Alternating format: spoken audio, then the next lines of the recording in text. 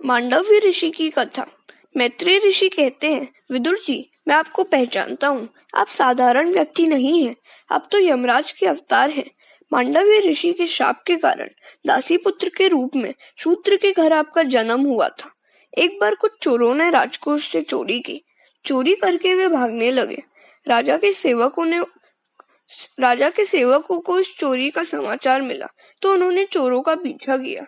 राजा के सैनिकों को पीछे आते हुए देखकर चोर घबरा गए। चोरी के माल के साथ भागना मुश्किल था। इतने में रास्ते में मांडव्य ऋषि का आश्रम आया तो चोरों ने चुराई हुई वह सारी धन संपत्ति उसी आश्रम में फेंक दी और भाग खड़े हुए। राजा के सैनिक पीछा करते हुए आश्रम में आए। वहां राजकोष से चुराई हुई सारी धन संपत्ति को देखकर उन्होंने मान लिया कि यह मांडव्य ऋषि ही चोर है।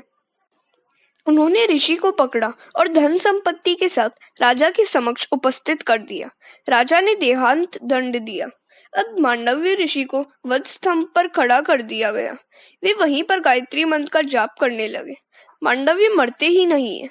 ऋषि का दिव्य तेज देखकर राजा को लगा कि यह तो कोई तपस्वी महात्मा लगते हैं। राजा भयभीत हो गया। ऋषि को वध स्तंभ से नीचे उतारा गया। सारी बात जानकर राजा को दुख हुआ और पश्चाताप होने लगा कि मैंने निरपराध ऋषि को शूली पर चढ़ाया। मांडव्य ऋषि से क्षमा करने के लिए प्रार्थना की।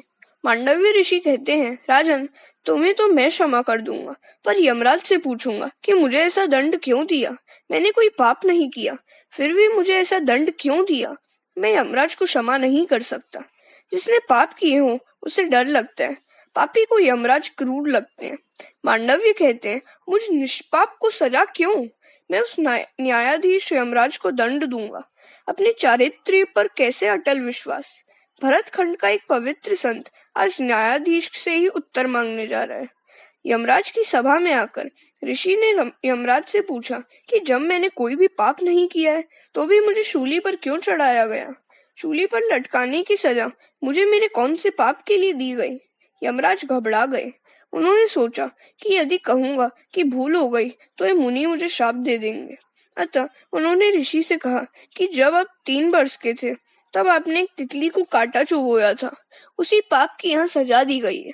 जाने अनजाने जो भी पाप किया जाए उसका दंड भुगतना ही पड़ता है। भगवान पाप को नहीं स्वीकारा करते। पुण्य के उपभोग की इच्छा न करे तो कोई बात नहीं, किंतु पाप तो भोगना ही पड़ेगा। पुण्य कृष्णार्पण हो सकता है, पाप नहीं। पाप तो भोगना ही पड़ेगा, अन्यथा पाप का नाश नहीं हो सकता। लोग शाम को दुकान से घर लौटते समय मंदिर में जाते हैं और हाथ जोड़कर प्रार्थना करते हैं। सारे दिन में जो कुछ झूठ बोला होगा, किसी को ठगा होगा, जो कुछ भी कुकर्म किए होंगे, वे सभी तुम्हें अर्पित करता हूँ।